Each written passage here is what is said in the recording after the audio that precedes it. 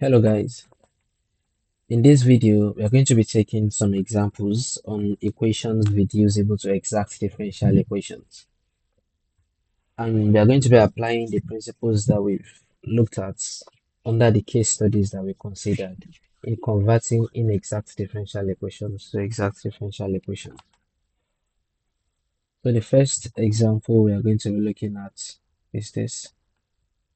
So we are required to solve the equation 2x ln x minus xy dy plus 2y dx to be equal to 0. So in doing this, let's find the solution of this. For simplicity's sake, we can rearrange this to be 2y dx plus 2x ln x minus xy dy is equal to 0. So we can compare this with p dx plus q dy equal to 0. And we can see that p is equal to 2y and q is equal to 2x ln x minus xy. First thing we need to do is to check for the exactness of the differential equation.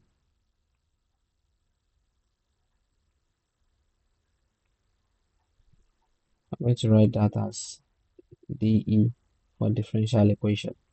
So in checking that, the condition to be met is the p dy is equal to the q dx. So we need to evaluate the partial derivative of p with respect to y and also the partial derivative of q with respect to x. So if p is equal to 2y, we have that the p dy, sorry,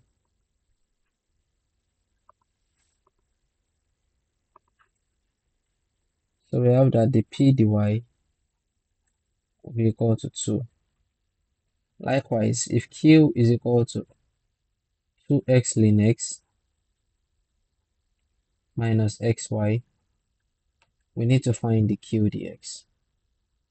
So the q dx now is d dx of 2x ln x minus d dx of xy. So from our knowledge of product rule, we can evaluate the first term of the expression. So the d dx of 2x ln x now becomes 2 into brackets. Recall that from product rule, we have d dx of uv to be equal to v du dx plus u dv dx. So in this case, we are doing the same thing. So 2 multiplied by ln x into bracket 1 plus x into bracket 1 over x. And when you differentiate xy with respect to x, considering we are taking a partial derivative, so y is going to be held constant, and we're going to be having our result as y. So therefore, we have the q dx to be equal to 2 into bracket ln x plus 1 minus y.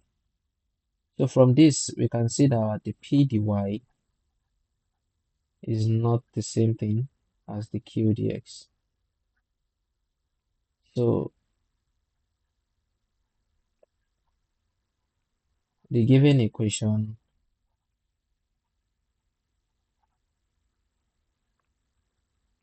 is an inexact differential equation.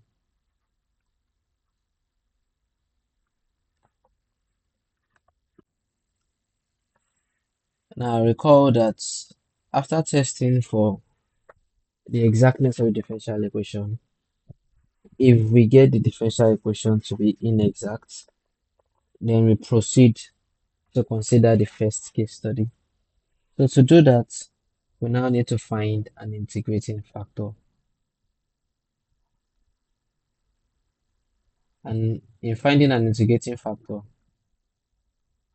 let's try to evaluate the first case study. So the first thing I want to evaluate is the p dx, sorry, the p dy minus the q dx divided by q. Now, it's good to recall that the p dy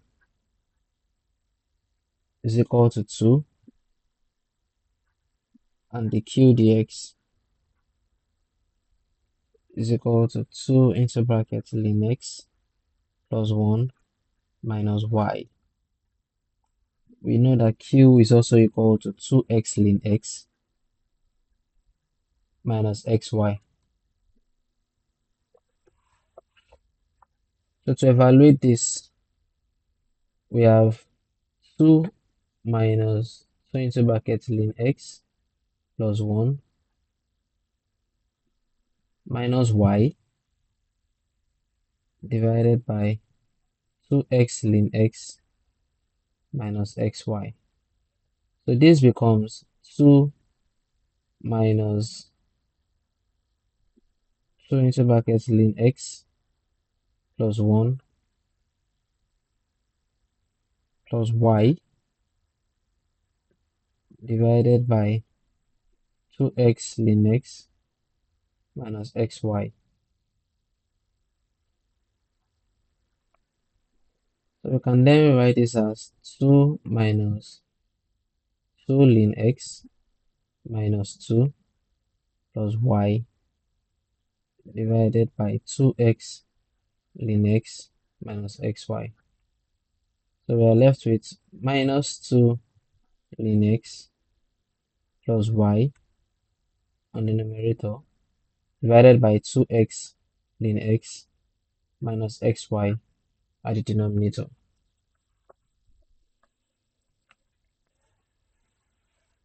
So factorizing both denominator and denominator, we have minus into bracket 2 ln x minus y divided by x into bracket 2 ln x minus y. So we are getting this as minus 1 over x on cancelling out the common terms from the numerator and the denominator.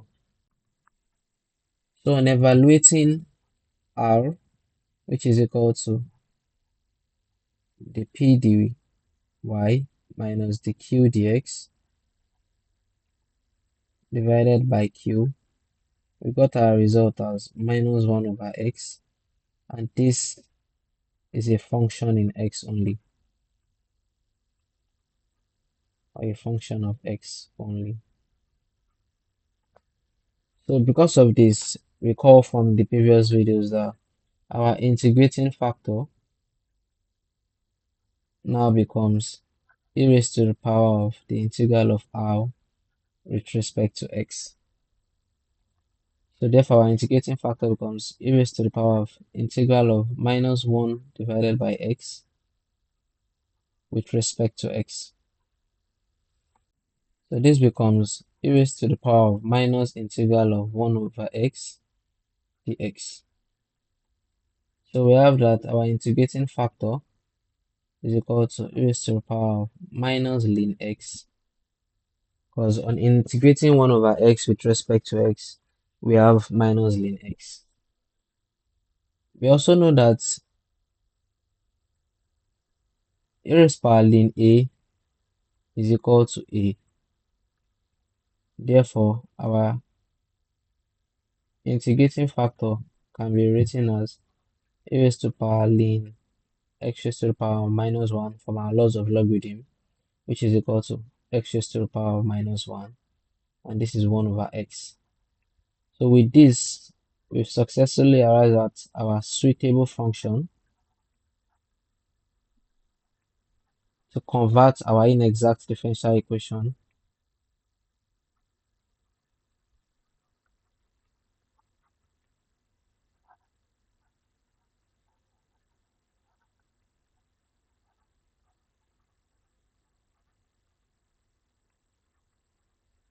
to an exact differential equation.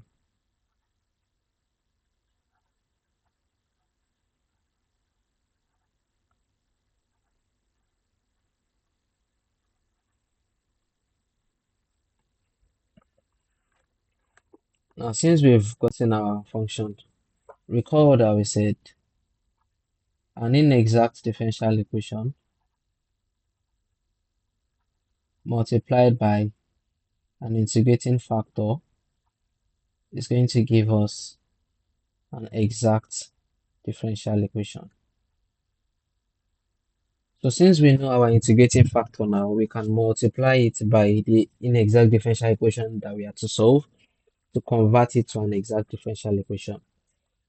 So we have 1 over x, which is our integrating factor, multiplied by 2x ln x minus xy dy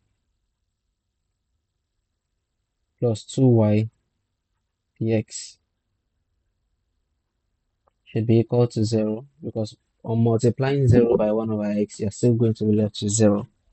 So you can further simplify this to give us 2x all over x ln x minus x divided by xy dy plus 2y divided by x dx should be equal to 0. So we have 2 ln x minus y dy plus 2y divided by x dx will be equal to 0.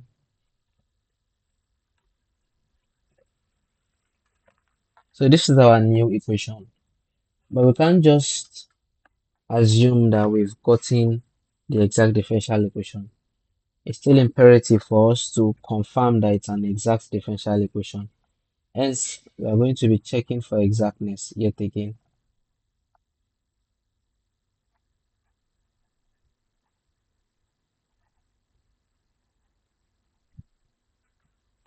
Now, in this case, we can compare with our m dx plus n dy is equal to 0. And by doing this, we can see that m is equal to 2y divided by x and n is equal to 2 ln x minus y. Please note that the orders have been interchanged here, so you can rearrange it to make things simple so you can avoid making a mistake when you're trying to do the evaluation.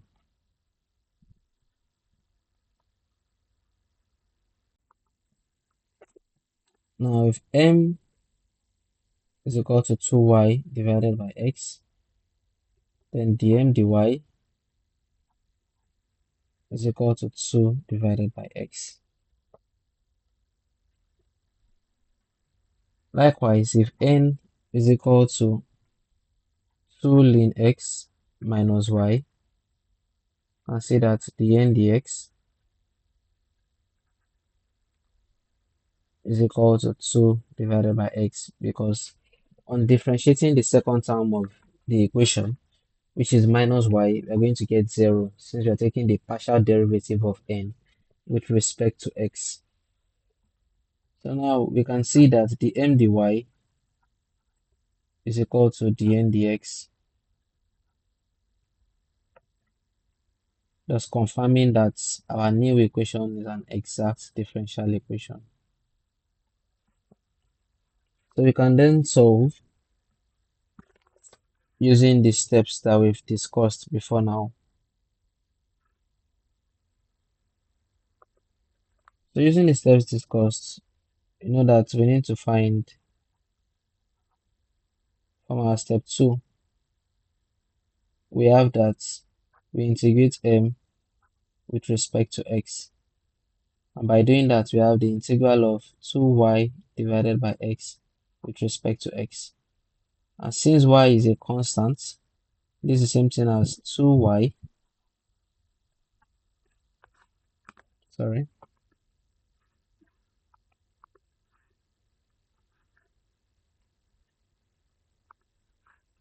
So this becomes 2y integral of dx divided by x to become 2y ln x. So this is step 2. Step 3 is to find the integral of the terms of n that doesn't contain x.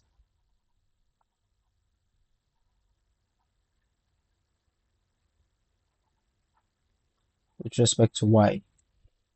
So now we can see that our n is 2 ln x minus y. So this is a term in n that doesn't contain x. Therefore, we're going to be having integral of minus y dy. So this becomes minus integral of y dy, and this is minus y squared divided by 2. So the step 4 states that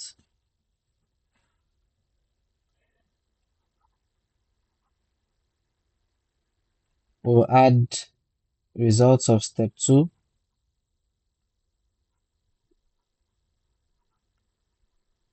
to the result of step 3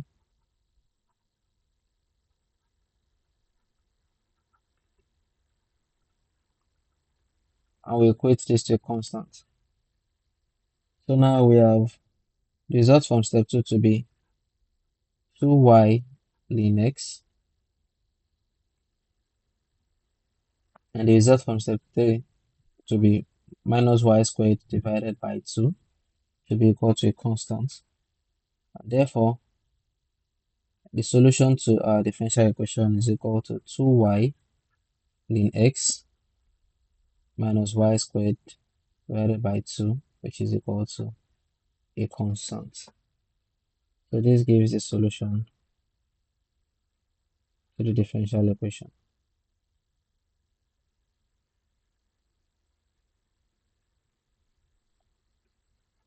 You might be wondering if you have to go through these steps. You don't necessarily have to outline the steps as in step 1, step 2, step 3, and so on.